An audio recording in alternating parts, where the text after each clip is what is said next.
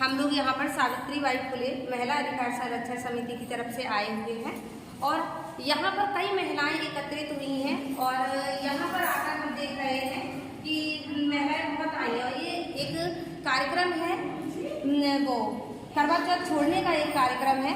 यहीं पर आई हुई महिलाओं से हम कईयों से एक से बात करके देखते हैं। हाँ मैम, आप यहाँ पर आई हैं, आपका नाम क्या है मैम? जय भीम, नमो बुद्धाय। मेरा नाम प्रिया सेंगर है। मैं सावित्रीबाई फुले महिला समिति की सदस्य।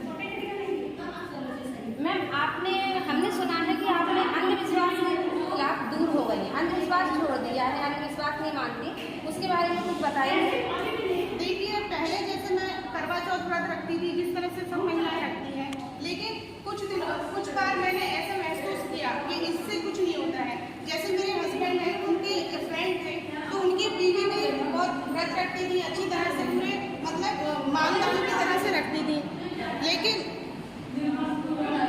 फिर भी उन्होंने ये उनका जब एक्सीडेंट हुआ तो वो मतलब इतना व्रत होने के बावजूद वो मतलब खत्म हो गए। जब उन्होंने व्रत किया तो कम से कम उससे तो कुछ होना चाहिए था ना।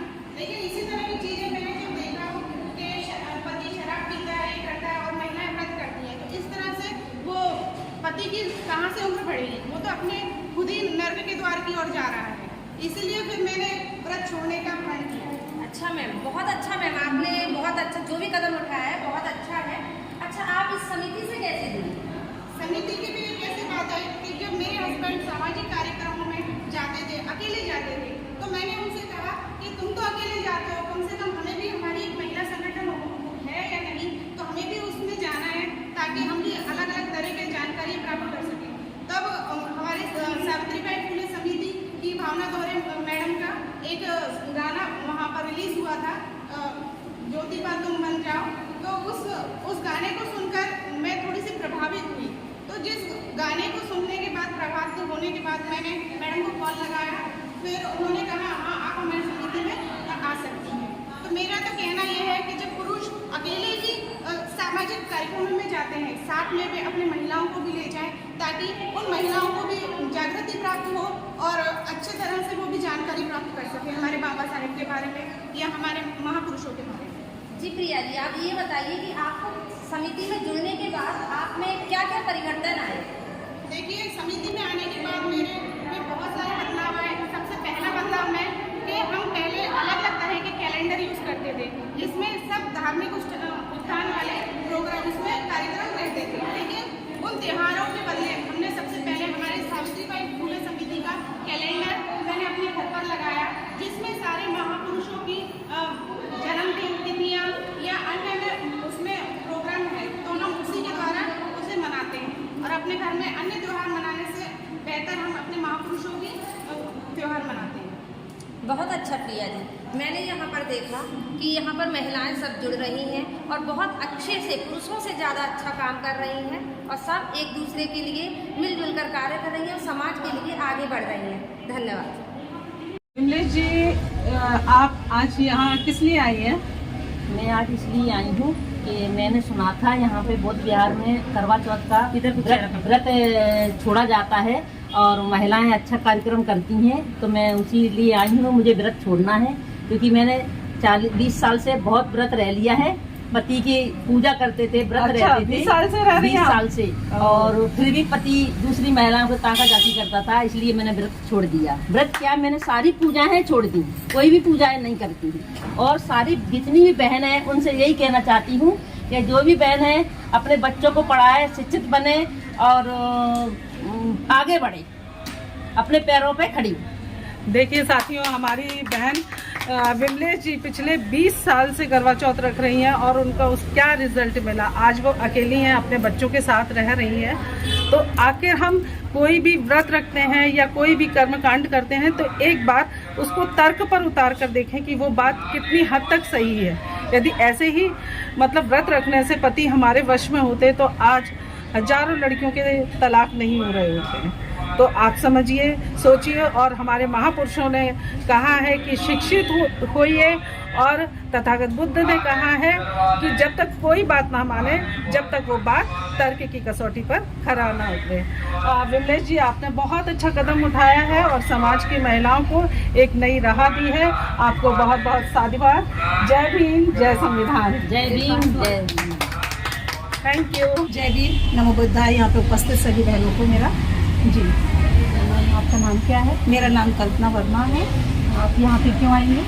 यहाँ पर महिलाएं जो हैं वो पाखंड को छोड़ती हैं, करवा चौथ छोड़ती हैं, बड़े उत्साह से इस पर्व को मनाती हैं, बड़े उसे, इसलिए मैं यहाँ पर आती हूँ और बाकी महिलाओं को भी देना चाहती हूँ कि संदेश के वो भी इस प्रकार के पाखंड को छोड़ें। इससे आपने क्या बदलाव आया?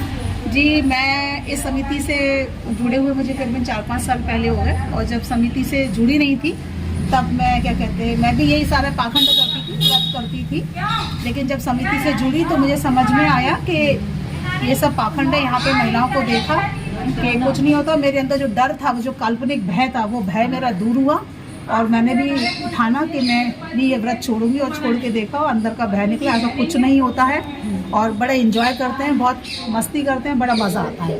और एक जो डर था ना, अगर हम ये नहीं करेंगे वो उससे बहुत मुझे छुटकारा मिला। वो बहुत अच्छा, आज़ादी की ज़िंदगी जी रहे हैं हम।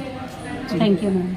वेलकम। देखा आपने साथियों कि हमारी साथी जो कल्पना है, उनके अंदर डर था। वो व्रत सिर्फ डर की वजह से रखती थी। आज उन्होंने वो डर उनके अंदर भागा।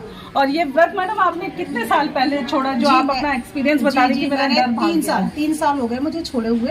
3 साल हो गए, चौथी साल है ये मेरा। पीछे देखना। तो बहुत बहुत साधुवाद किरण जी, कल्पना जी, कि आपने ये व्रत छोड़ा। और उषा जी, आपकी साथी कल्पना जी को आप लेकर आई हैं, आपका भी बहुत बहुत साधुवाद। आप दोनों ने हम सबको बताया कि हम व्रत डर की वजह से रखते थे। तो मेरी बहनों, आपसे मेरी रिक्वेस्ट है, आपसे प्रेयर है कि आप महापुरुषों के पद पर चलिए, निडरता के साथ चलिए, डर से नहीं रहिए। बाबा साहब यदि निडर और साहसी नहीं होते तो इतने क्लिष्ट स्थितियों में भी वो आज सफल व्यक्ति नहीं होते। आज वो सफल व्यक्ति हैं क्योंकि वो निडर थे। अपने अंदर का डर भगाइए। जय भीम, जय संविधान। जय संविधान। आज आप इस कार्यक्रम में क्यों आई हैं? देखिए, मैं है ना, क्या बोलते हैं, सावित्रीबाई फुले महिला अधिकार संरक्षण का समिति का यहाँ प्रोग्राम है। मैं उससे जुड़ी हुई हूँ। अच्छा। और काफ़ी जब से समिति बनी है लगभग तब से ही जुड़ी हुई हूँ। तो मैं पहले है ना बहुत व्रत वगैरह करती थी। और क्या करना चाहिए कि कहीं ना कहीं, जैसे जिस दिन व्रत रहता था, अगर उस दिन धोखे से भी कुछ मुंह में चला जाए तो दिन भर ऐसे टेंशन रहती थी कि पता नहीं क्या होगा, मैंने ये खा लिया। फिर मेरे को है ना, जैसे मेरी समिति ने, महिला बहनों ने समझाया कि ऐसा कुछ नहीं होता, तुम इतना मत डरा करो। तो फिर कहीं मैंने देखा मेरी बहनें है ना कोई व्रत नहीं करती थी, तो मैंने भी कहा कि जब ये लोग नहीं करती तो फिर मैंने छोड़ दिया। तो छोड़ने के बाद आज कम से कम 5-6 साल हो गए हैं। हर दिन निकल जाता है आराम से, क्या सोमवार, क्या मंगलवार, क्या शुक्रवार, ऐसा कुछ नहीं है। आराम से मेरी बिंदास जिंदगी आराम से कट रही है। कोई ना कोई डर है, ना भय है, ना कुछ है। अच्छा किरण जी, ये बताइए, जब आप व्रत रखती थी और सारे व्रत रखती थी और व्रत छोड़ने के बाद तब की स्थिति में और आपकी स्थिति में क्या बदलाव आया आपके अंदर? देखिए, पहले कहीं ना कहीं डर था। मतलब जिस दिन व्रत रहता था उस दिन डर लगता था कि कहीं कुछ चीज़ मुँह में ना चली जाए, कुछ खट्टा ना, जैसे मैं शुक्रवार रहती थी और उसको इतनी उससे साथ रहती थी कि मेरे मुँह में किसी भी तरीके का खट्टा नहीं जाना चाहिए। हाँ, अगर खट्टा कहीं लग भी जाए तो मुझे दिन भर टेंशन रहती थी। अब ऐसा कुछ नहीं है, मैं आराम से खट्टा भी खाती हूँ, सब खाती हूँ, ऐसा कुछ नहीं है, आराम से सब कुछ ठीक है।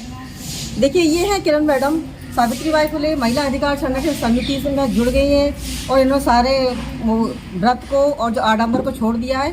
अब अपनी ज़िंदगी को बिंदास जी रही हैं। जैसे हमारे बाबा साहब ने कितनी परिस्थितियों में और कितनी मुसीबतों के साथ संघर्ष किया और निडर होके अपने जीवन को आगे बढ़ाया, हम सबके लिए जो किया है वो हम सभी जानते हैं। तो किरण मैडम, आपको बहुत बहुत धन्यवाद। जय भीम, नमो बुद्धाय।